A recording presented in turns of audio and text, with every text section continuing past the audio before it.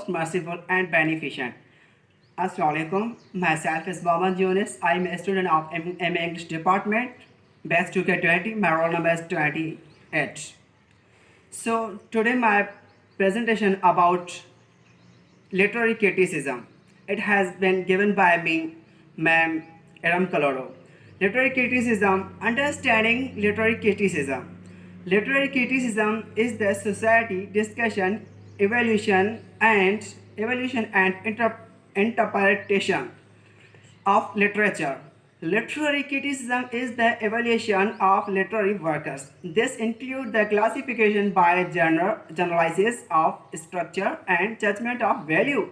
Literary criticism asks what literature is, what it does not, what it is worth.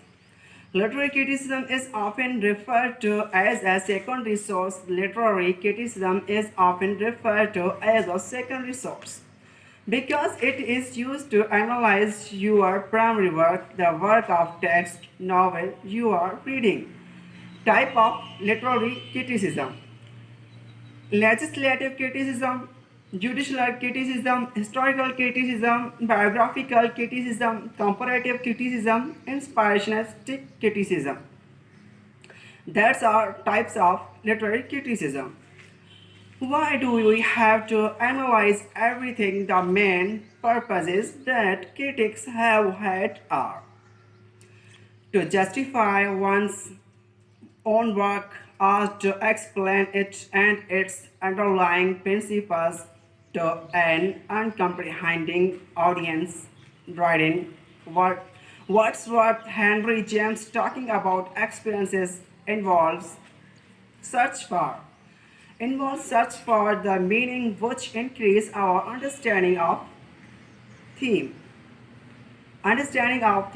To prescribe rules for writers and to legislative tests for the audience. Pope, Boileau, and the Marxists to interpret works to readers who might otherwise fail to understand or appreciate them. Edmund Wilson, Matthew Arnold. To judge works by clearly defined standards of evaluation. Samuel Johnson, T.S.T. Eliot. About concept of sublimity. Sublimity is something that's very beautiful, noble, or excellent, has the quality of sublimity.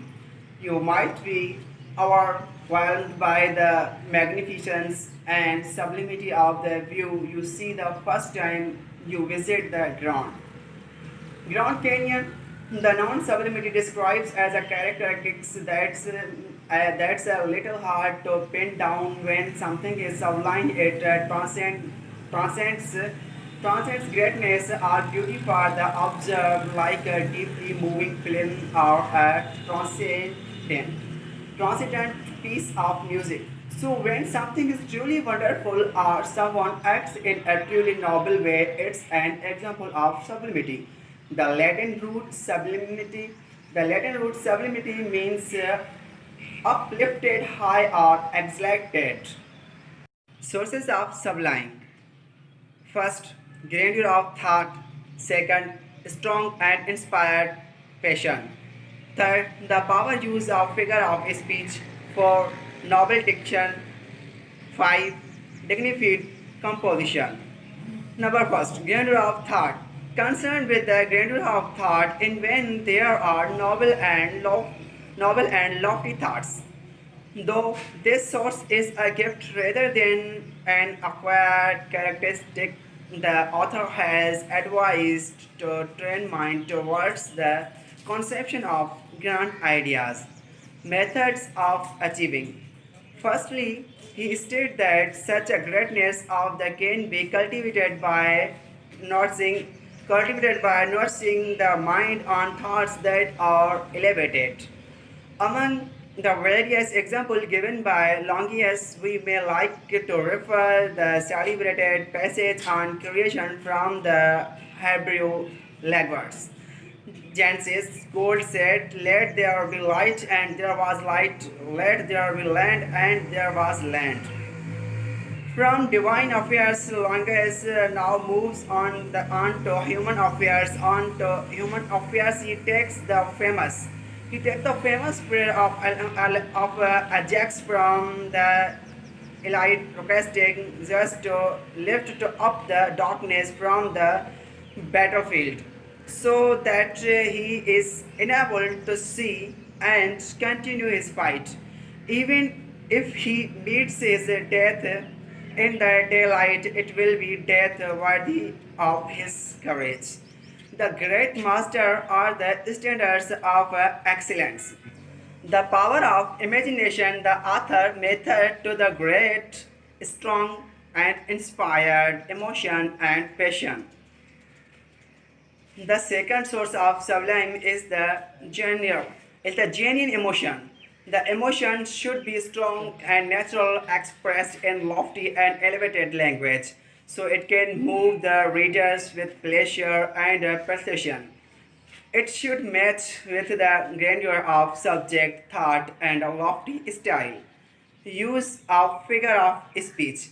The third source of sublime is the poetic use of language. The formation and use of figures help the elevated expression if they are properly used. Such such a use of figures should not be mechanical and forceful. They should be used genuinely and as per the demands of the contextual environment. Apostrophe and duration. Apostrophe is the first of the figures which is discussed by language. In its modern sense, adjuration consists in addressing a dead or absent person. Addressing a dead or absent person, an animal, a thing, on or an abstract quality or idea as if it were alive, present, or capable of understanding. Some celebrated examples are zero. Judgment, though are fled to British beasts, Shakespeare, Julius Caesar, 3.210, Milton, though should first be living at this hour. Wordsworth, London, 1802. Rhetorical question. A rhetorical question is a question asked not to evoke an actual reply but no achieve and emphasize stronger than a direct statement. Used frequently in persuasive discourse, it commands the attention from the audience. One of the most celebrated examples of this figure is a closing. Figure is a closing line of Shelley's Ode to the West Wind. Zero wind. Zero wind. If winter comes, can spring be far behind? Hyperborea, also known as inversion and anstrophe, consists in the arrangement of either words of ideas out of their normal sequence. A beautiful example of the first order of inversion in Coleridge's reference to Byron. So beautiful a countenance I scarcely ever saw here. The normal word order would have been I securely ever saw a so beautiful countenance. Polypton. Polypton is the interchange of case, number, tense, and person. These figures are very powerful auxiliaries in the production of elegance, sublime, and emotional effect. Zero marriages. Marriages, it is you that begot me and gave me birth and then brought to light again the same seed and showed fathers brothers. Fourth source, novel diction. It includes choice of word. Longinus opines that the choice of appropriate and high-sounding words should be the aim of all orators and authors. As such, it imparts to style at once grandeur, beauty, mellowness, weight, force, and power, and moves and enchants the audience. The words to him should be noble, corresponding to the subject matter and emotion.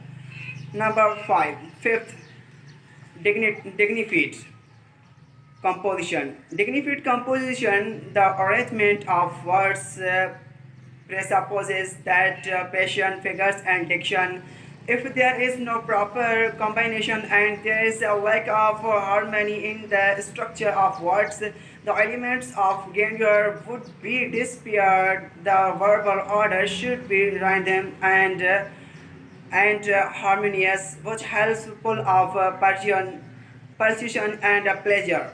Such a composition appeals to the soul and enables the readers to participate in the emotion of the author. That's it.